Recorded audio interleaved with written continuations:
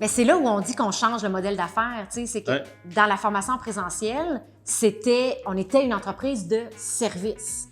Puis dans la formation en ligne, je nous considère à la limite plus comme une entreprise de produits. On s'entend, il y a du service là, quand même, et beaucoup, mais à la différence entre les deux, là, on vend des produits de formation. On vend de l'information. Qu'on a créé au préalable. Fait que ça devient vraiment comme une entreprise de produits d'une certaine façon.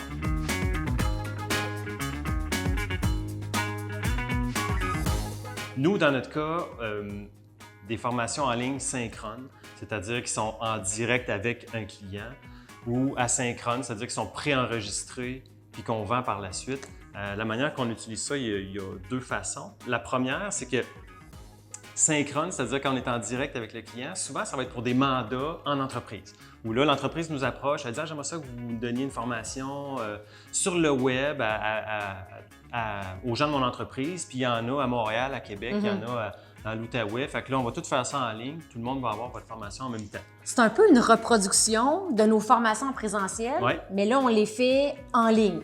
Mais c'est en direct, c'est en temps réel.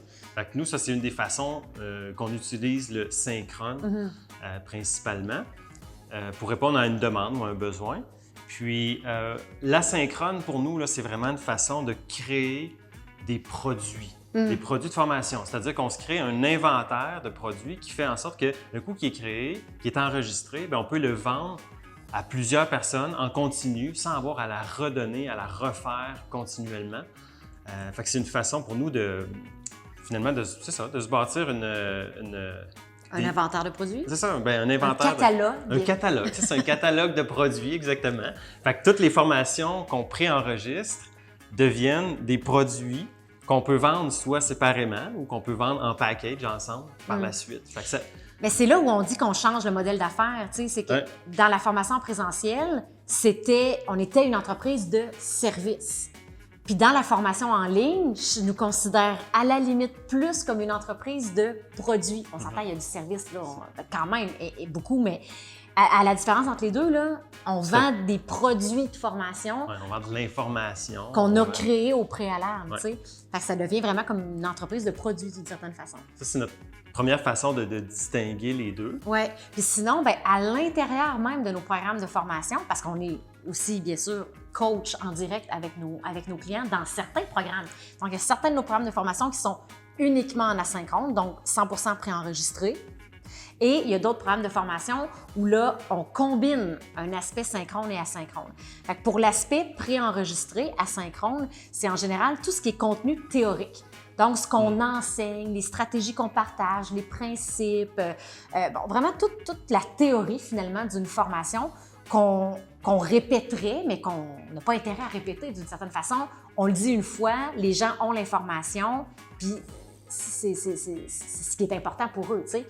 Mais après ça, on vient bonifier, parce que pour moi, c'est de la bonification, avec du contenu synchrone, où là, par exemple, on va se retrouver en direct, puis là, on va parler des sujets qu'ils ont vus dans la formation préenregistrée. Fait que là, c'est une façon de coacher les gens, c'est une façon de brasser des idées avec eux, de tester des choses, de mettre en application concrètement des stratégies qu'ils ont apprises dans la formation préenregistrée. Répondre aux questions. Parce qu'ils ont vu la théorie dans le préenregistré, mais là, ils se posaient des questions. Fait qu'ils ont des réponses. Oui. Fait que là, il y a vraiment l'aspect, je trouve, là où on pousse. Il y a une coche de plus dans l'aspect pédagogique parce que là, on est vraiment en discussion, en relation. Donc, on peut brasser des idées, pousser plus loin des réflexions. S'il y a des choses qui restent difficiles à saisir ou pas tout à fait claires, on peut approfondir certains points.